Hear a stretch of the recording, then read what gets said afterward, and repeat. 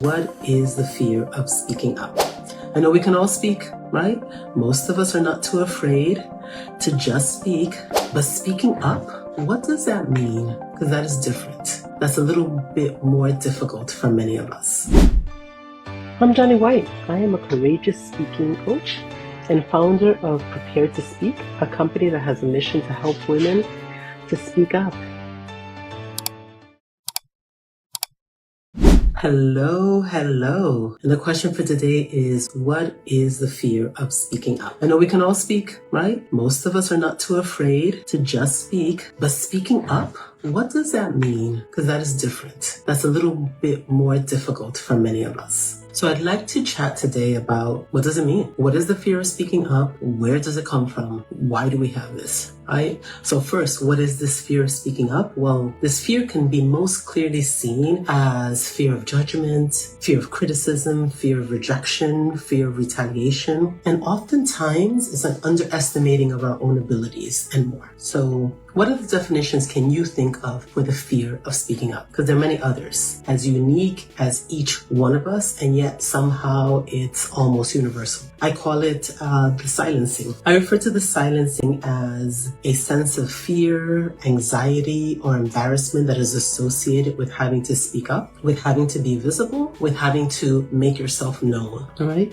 It is something that is done to us, but it's also sometimes something that we do to ourselves. It's why we may want to speak up, but we find ourselves unable to do so. Have you found yourself in a similar situation? Are there examples coming to mind of when you have silenced yourself at your job, in your careers? Have you silenced yourself in social settings? Have you silenced yourself in your relationship, hiding your thoughts, hiding your feelings, instead of speaking up when you know you want to, right? We have all found ourselves at some point in our lives walking away from situations just mad, angry at ourselves, frustrated. We're like, oh, I wish I could have said, I should have said, you know what, man, I would have said, but we didn't.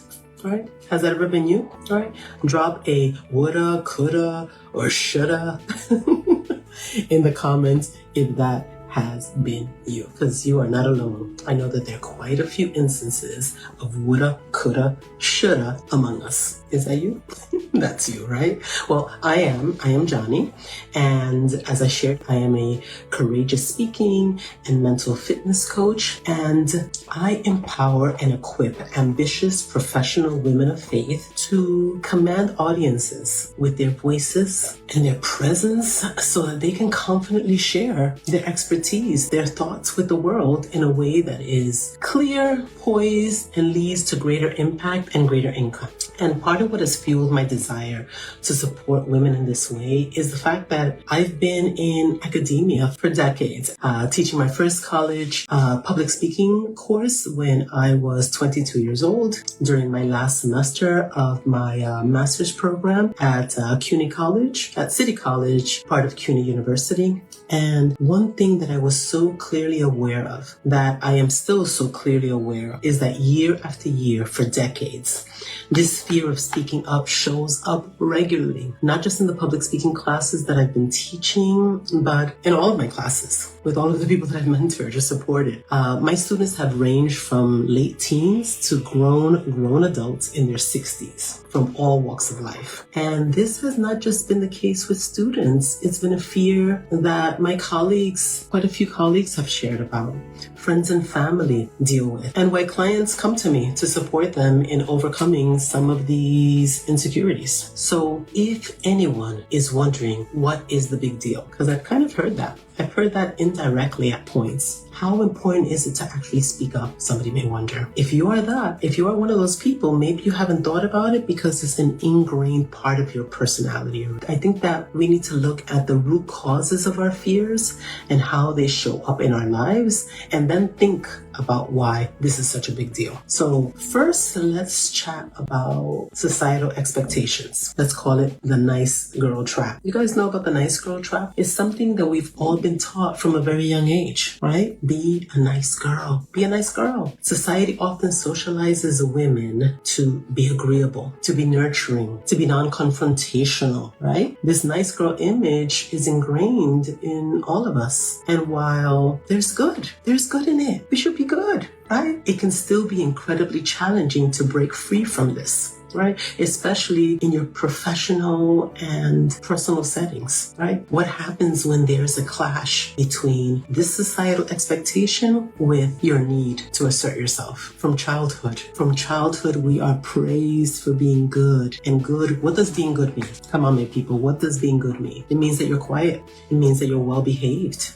You're compliant, right? You're not too loud. That's what you're told to do. Don't be too loud, girl. Right? Don't make waves. Consider others' feelings first, right? And this conditioning carries us, continues into our adulthood, and it somehow, in a very subtle manner, influences how we navigate our world, right? So imagine I'm in a meeting. I have a strong opinion. It's not among the popular opinions, right? And other people are there, people in power that disagree. The nice girl in you may hesitate, will most likely hesitate, right? Will I be seen as difficult if I speak up? Will I upset somebody? Will somebody not like me as a result? This internal conflict can be paralyzing, and this conditioning can really lead to a struggle when we need to assert ourselves. The fear of being labeled as bossy, aggressive, angry black woman, or even unlikable can stop us from speaking up. For example, in professional settings, you may downplay, and I think we've all done that at some point, downplay our achievements or avoid negotiating for a raise or a promotion because we don't want to appear too demanding. Who am I? Who am I to want so much? Who am I to deserve so much?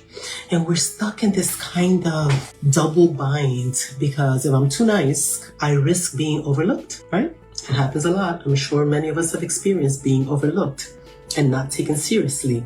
But if we're too aggressive, we risk being labeled as difficult or disliked, right? And this is exhausting. It could prevent us from sharing our brilliance with the world and stepping into our power. This nice girl conditioning is something that we all need to think about. We need to talk about it so that we can recognize it and we can begin to challenge it. And I don't mean to abandon being kind.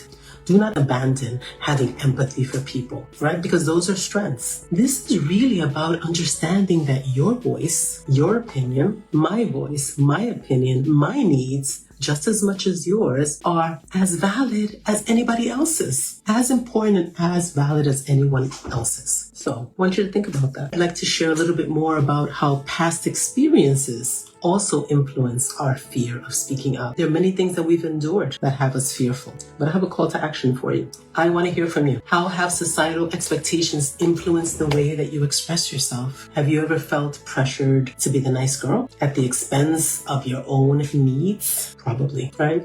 So please share your thoughts in the comments, send me a DM if you would rather, but we have to start this conversation and we need to share it. We need to have it with the ladies that we love, right? Share this with your girlfriends. Have a chat about this during your next get together, right? Let's talk about how we can redefine what it means to be nice. Okay, my people? You have made time for everyone and everything. It is time for you. Join us in the visibility intensives and take back the power of your voice.